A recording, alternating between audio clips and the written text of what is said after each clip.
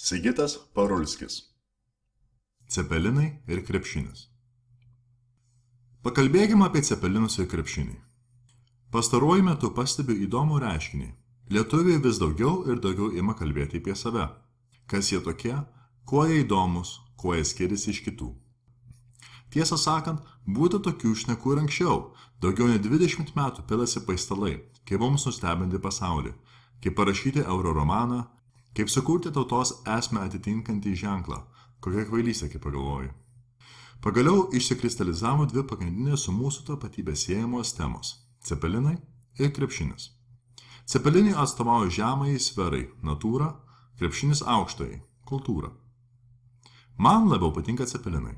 Su spirgais, grietinė, gaminti namie. Nuostabus valgis. Žinau, kad tai mirtinas nuodas, bet tik viskas, kas skanu ir malonu, nuodai. Su Rita, Lietuvos Respublikos kultūros atašė Austrijoje ir Kroatijoje, gėrėme kavą vienoje jaukiausių Zalcburgo užeigų – Cafe Tomaselli. Be abejo, kavos įkalti čia kadaise užsukdavo jau Wolfgangas Mozartas. Ir Hugo von Hofmannstalis, Herbertas von Karajanas, Nikis Lauda ir Marius von Ivaškevičius. Aplinkui sukinėjosi juodbruvas padavėjas. Priėmęs mūsų užsakymą, managiai paklausė, kokia kalba jūs šnekate. Žinoma, ne austras. Austras nesikabinėtų prie žmonių dėl kalbos. Kalbos kompleksai visuomet kankina tik atvykėlius, išvykėlius. Krepšinis! Nuskambėjo iš jo lūpų stebuklingas žodis, kai sužinojo, iš kur esame. Nesunku atspėti, kokios tapatybės tas tipas. Žinoma, serbas. Ir dar pilnas nuoskaudos serbas, nes Lietuvos rinktinė ką tik davė kaulus serbams pasaulio čempionate. Mes jums atsilyginsime per Europos čempionatą, pažadėjo padavėjas, imdamas arbatpinigius. Atkeršysime! Net akimis sužaibavo. Koks šūdas, pagalvojau. Kodėl krepšinis? Kodėl aukščiausias mūsų kultūros pasiekimas tai krepšinis? Aš nenoriu tapatintis su jokiu sporto žaidimu, nes tai tik sumautas žaidimas. Tai pramoga, laisvalaikio praleidimas. Tik tiek. Žinoma, tikėtis, kad serbas padavėjas išgirdęs lietuvių kalbą ims cituoti Donelaitį ar Radauską, prabils apie mūsų lazerinės fizikos mokslininkus ar širdies chirurgus, taip pat kvaila. Vis dėlto, norėtųsi harmoningos pusiausvyros. Jeigu tautos vertybinėje hierarchijoje žaidimas užima aukščiausią vietą, su tokia tauta kažkas negerai. Krepšinis. Kodėl man nepatinka krepšinis? Ne vien tik dėl to, kad sportas, laisvalakis, prakaitas, pramoga iškelta anksčiau už bet kokią sąmoningumo formą. Jis kvepia ne tik prakaitu, jis trenkia ir krauju, štai kodėl. Ten, giliau pasąmonėje. Tai pjautynių tarptautų pakaitalas. Sporto halė, futbolo stadionai, ankstesnių gladiatorių arenų pakaitalas. Sumautų diktatorių ir amoralių politikų organizuotų masinių pjautynių imitacija. Žiūrovai susirenka ne dialogo tarp tautų ir kultūrų, o tik kraujo. Ir kuo daugiau, tuo geriau.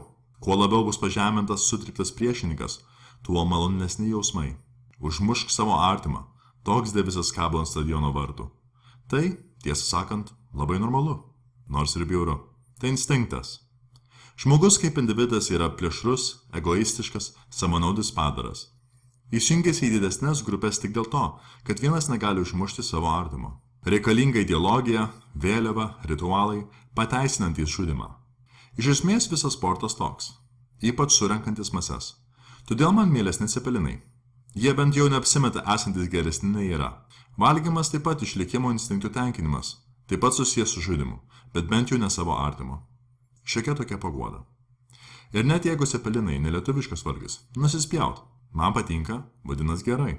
Ir jeigu man patinka būti lietuviu be jokios priežasties, irgi gerai. Tiesą sakant, man patinka būti žmogumi.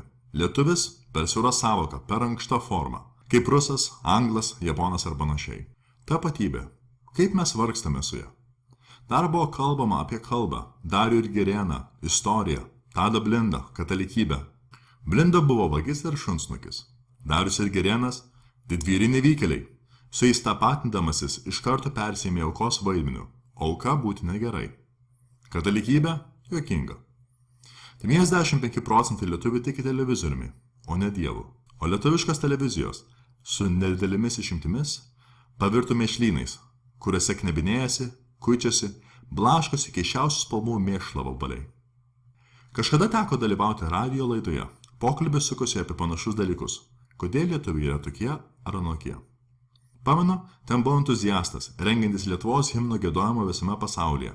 Lyg ir gerai, bet kartu kažko trūksta. Kai išgirstu lietuvius, o jų balsais drebinančius Lietuva, tėvynė mūsų, neveža. Net jeigu tai yra Adomo Mickevičiaus teksto parafrazė, vis tiek neveža. Forma sena, o naujo turinio nėra. Tačiau kai Jimis Hendriksas elektrinė gitara atlieka Jungtinės Amerikos valstijų himną, šiurpuliai per kūną bėga. O mūsų mokyklose bet kokią oficialesnę progą dar padeklamuojamas Justinas Marcinkevičius. Vaiko akys stiklinės, žodžiai beremiami automatiškai, be jokios aistros. Vaikas nejaučia ryšio su tuo, ką kalba. Reikia naujo turinio.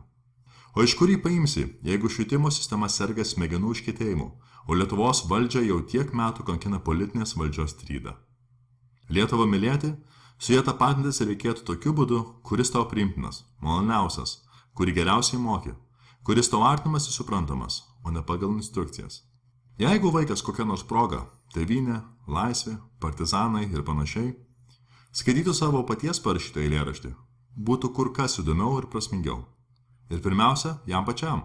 Jis dalyvautų procese, kurį vadiname patriotizmu, o neatspindėtų kitų nuomonę apie jį. Alfonsas Nyka Niliūnas prieš daugiau nei 10 metų į klausimą, ką reikėtų daryti, kad būtum geras poetas, atsakė labai paprastai – būti savimi. Būti autentiškam, bet būti iš esmės tikrai realizuoti savo unikalumą. Daugiau nieko nereikia. Tai ir yra sunkiausia. Didžiausia problema, iškylanti lietuvių ieškant savo tapatybės, yra ta, kad jis niekaip nenori būti savimi. 1-0 Cepelino naudai.